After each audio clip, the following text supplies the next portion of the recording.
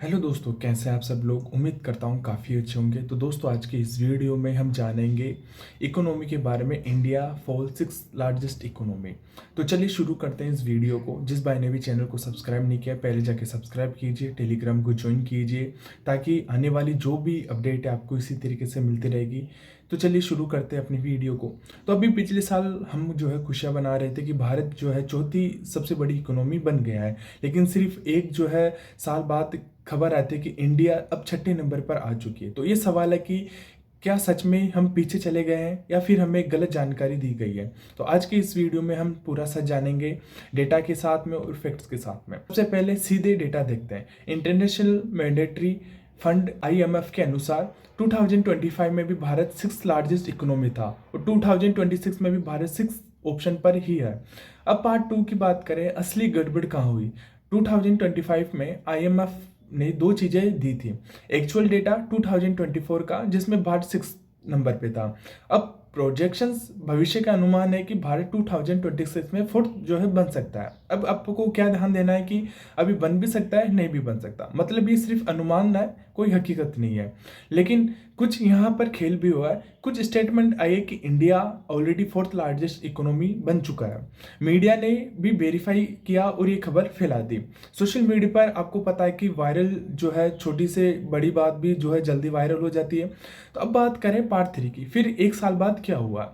2026 में IMF ने actual data जारी किया। भारत की GDP $4.15 ट्रिलियन पहुंच गई। रैंक अभी इसकी 6th है। अभी मीडिया ने पुराने आर्टिकल्स देखे और हेडलाइन बना दी, India slips from 4th to 6th। जबकि सच ये है कि हम कभी 4th पे थे ही नहीं। अब बात करूं पार्ट 4 की। GDP बढ़ी, फिर भी फायदा क्यों नहीं मिला।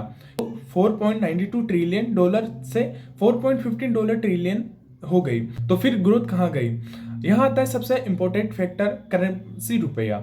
GDP अब डॉलर में कन्वर्ट होती है, तो एक्सचेंज रेट बहुत मैटर करता है। अब रुपया गिरता है तो GDP डॉलर भी हमें कम देखने को मिलती है। उदाहरण के लिए, अगर रुपये मजबूत है तो GDP ज्यादा दिखेगी, अगर रुपये कमजोर है तो GDP हमें कम देखने को मिलेगी। और हाल ही में जो है रुपये में हमें काफी गिरावट देखने को मिली है।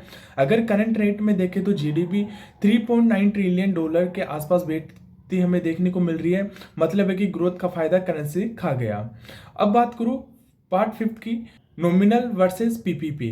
यहाँ एक और कंफ्यूजन क्लियर कर देता हूं कि नॉर्मल GDP यानी डॉलर टर्म्स भारत 6 नंबर पे है, और PPP का मतलब होता है परचेसिंग पावर पैरिटी, भारत की 3rd है।